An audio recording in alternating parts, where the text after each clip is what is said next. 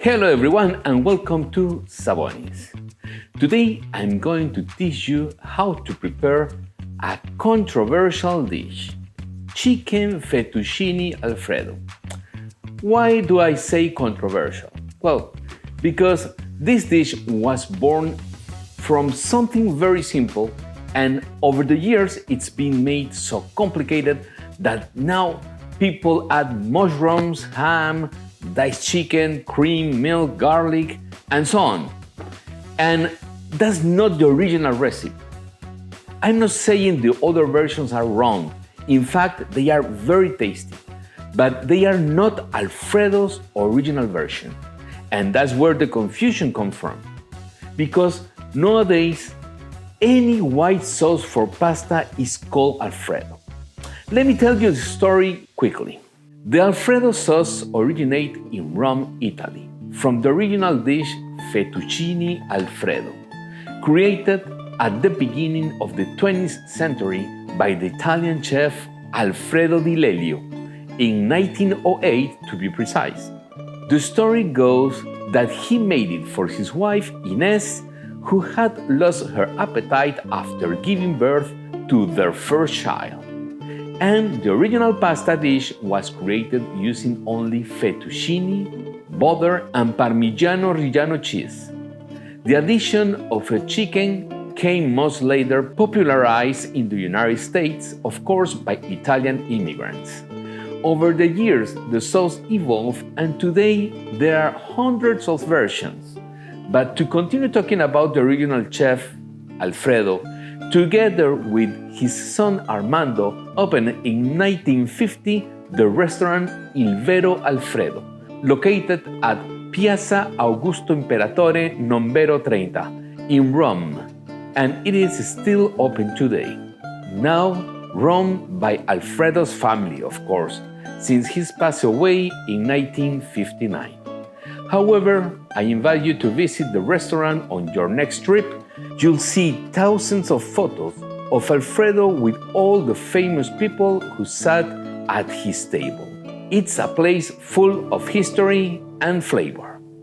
Well, I won't keep you giving you a culinary history lesson. Let's get into the original fettuccine alfredo recipe. And then I'll show you how to evolve into a chicken fettuccine alfredo in the United States. So please enjoy the video, and at the end I will summarize all the ingredients so you can write them down. Okay, for this video I will prepare the fettuccine from scratch, just for educational purposes. But only I suggest that, like hundreds of restaurants, you can use store-bought fettuccine, dry pasta.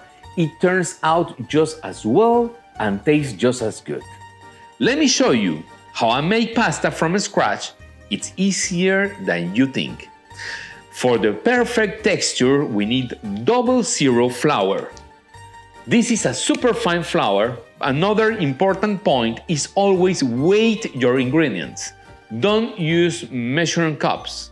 Cooking is about formulas and process, and formulas need precise quantities. So always use the same kitchen scale. The pasta formula is very simple. 75 grams of flour per serving. Today I'm making 2 servings, so I'm using 150 grams of 00 flour. For salt, it's about 0.5 grams per serving, so 1 gram for these 2 servings I'm doing. And finally, the egg.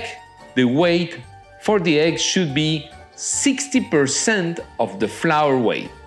For the 150 grams I'm using right now of flour, we need 90 grams of egg. A medium egg weighs about 60 grams, so 2 eggs are enough.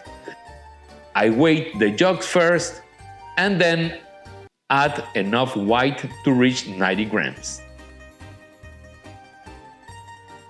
You can mix the dough by hand, but a stand mixer is faster.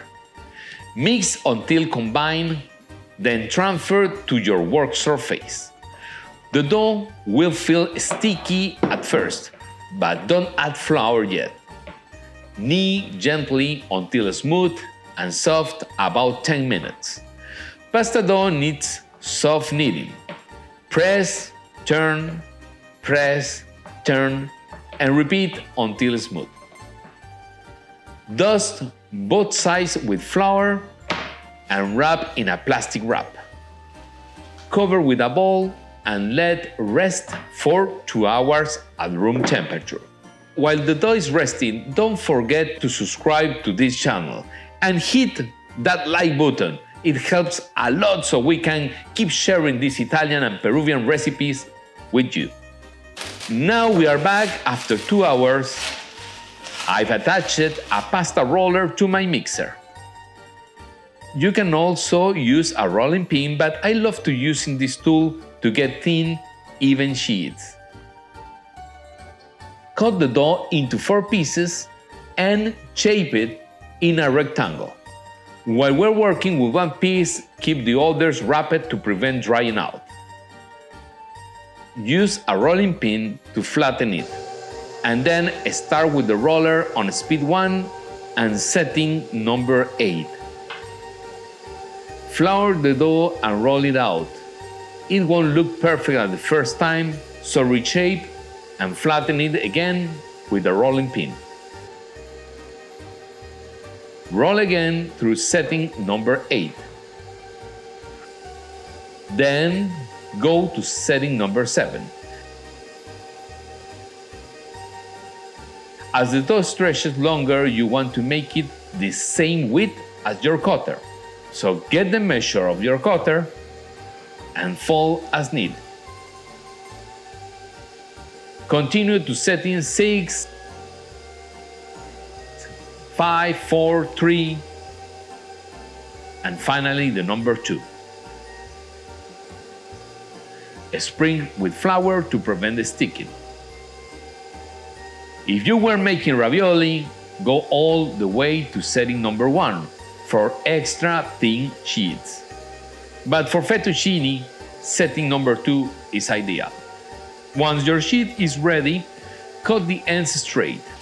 Dust with semolina flour and let it rest while you roll the others. Now that we have 4 sheets ready, switch the roller for the fettuccine cutter. Dust in flour and use speed 1. Feed the sheet straight. As the fettuccine comes out, dust with semolina and make it little nest.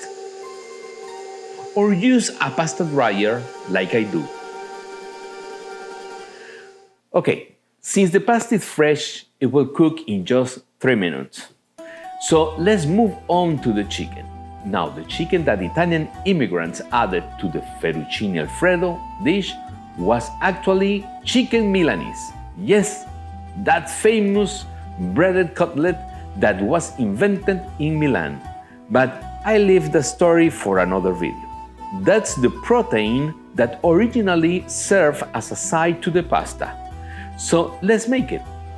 Since we are making only 2 portions, we'll need half of a chicken breast.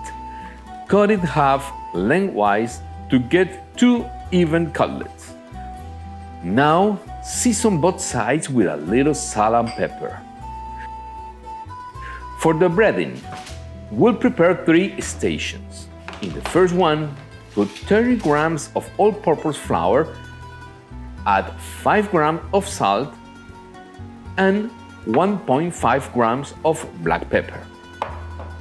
Mix well and place it in the first station. For the second station, beat 1 large egg until it's frothy.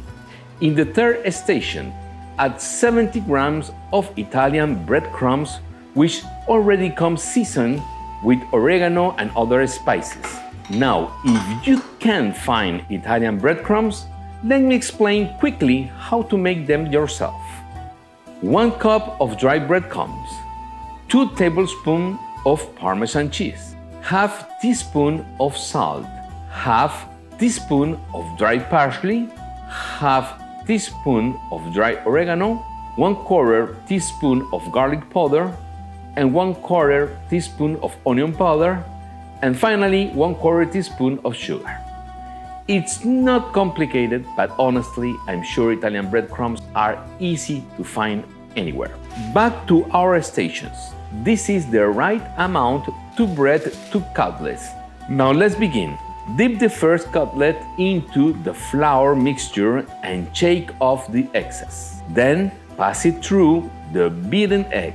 Move it around so it cuts evenly and let the excess drip off. Finally, press it into the breadcrumbs, cutting both sides evenly and firmly so it forms a thick, uniform crust. Okay, place the chicken on a tray and bread the second cutlet the same way. Now, let's fry them. First, add enough olive oil to cover the base of the pan. I use olive oil because it's a higher smoke point. That means it can be heated to higher temperature before it starts smoking, breaking down and forming potential harmful compounds. But the most interesting thing is that you heat it between 320 and 350 degrees Fahrenheit. You can fry your cutlet slowly for 3 to 4 minutes per side until golden brown without burning the crust, leaving the chicken perfectly cooked inside. If the heat is too high, the breading will brown immediately, leaving the chicken raw inside. If it's too low, the breading will absorb too much oil and turn greasy. So temperature and oil type are key. Once both cutlets are golden and crispy, set them aside for a few minutes while we make the pasta. Now we cook. Boil 2 liters of water and add enough salt to taste like a broth. Only add pasta once the water is boiling. Gently stir to prevent sticking. How do we know when the pasta is ready? Taste it. A pasta packet usually takes 5 to 12 minutes to cook, depending on the size. You'll know it needs more time if it tastes hard, but fresh pasta only takes 1 to 4 minutes. You'll know it needs more time if it tastes gummy or rubbery. Perfectly cooked pasta should be al dente, firm to the bite, but not too soft or soggy. For the original Alfredo recipe, we'll place 40 grams of unsalted butter in a bowl. It can be room temperature or cold, it doesn't matter. It will melt with the heat of the pasta. Once the pasta is al dente, transfer it directly from the pot into the bowl with the butter. Toss well so the butter melts between the noodles. Immediately add 80 grams of Parmigiano Reggiano cheese and keep stirring. Then add about 2 tablespoons of the pasta's cooking water. This water is full of flavor and starch, which helps bind the sauce to the pasta, creating a creamy, silky texture. Notice that we haven't added any salt, only in the pasta water. In this original recipe, Alfredo, the amount of Parmigiano Reggiano provides the perfect level of saltiness. And it must be this cheese because it melts with the heat, butter and water to create the famous white cream we all know as Alfredo sauce. Now, how did this change? The evolution came because of Parmigiano Reggiano itself. Remember, this Italian cheese has an incredible artisanal production process, and only after a year of aging is certified by the Parmigiano Reggiano Consortium, which inspects and approves it to ensure it meets all quality and authentic standards. Finally, it can be sold, but usually it's released after 2 years of aging. So, because it was difficult to find Parmigiano Reggiano in the United States, Italian immigrants transformed the sauce by starting from bechamel sauce, one of the mother sauces. As you know, bechamel is made with butter, flour, and milk, then seasoned with salt, pepper, and nutmeg. To turn into Alfredo, they added Parmesan cheese, giving that cheesy flavor to the bechamel. And from there, the versions expanded, adding ingredients like ham, chicken pieces, onions, garlic, and who knows how many other combinations, but the original is this one. Here it is. We plate it, serve it, and garnish with a basil leaf. Up to this point, this is the authentic fettuccine Alfredo, made with fettuccine, butter, and Parmigiano Reggiano. Now, they brought the chicken Milanese, slice it, and serve it on top of the fettuccine to add the protein to the dish. They sprinkled finely chopped Italian parsley over it, and that's how chicken fettuccine Alfredo was created. This is the original dish. Now, let's taste it.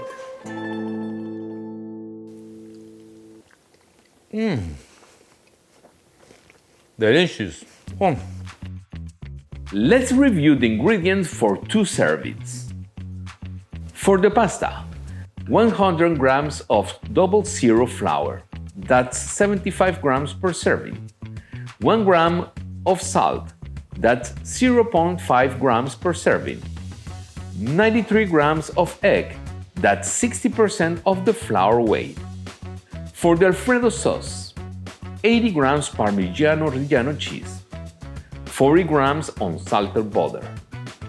For the chicken Milanese, half chicken breast, 30 grams all-purpose flour, 5 grams salt, 1.5 grams black pepper, 1 large egg beaten, 70 grams Italian breadcrumbs, and olive oil. I hope you enjoyed this recipe. Now you learn the foundation of the real Alfredo sauce. And of course, how to make chicken Milanese. Don't forget to subscribe to the channel and give me a like. Your support helps me continue sharing Italian and Peruvian recipes and kitchen secrets. Don't forget to leave me your questions or tell me if there's a special recipe you'd like me bring to the channel.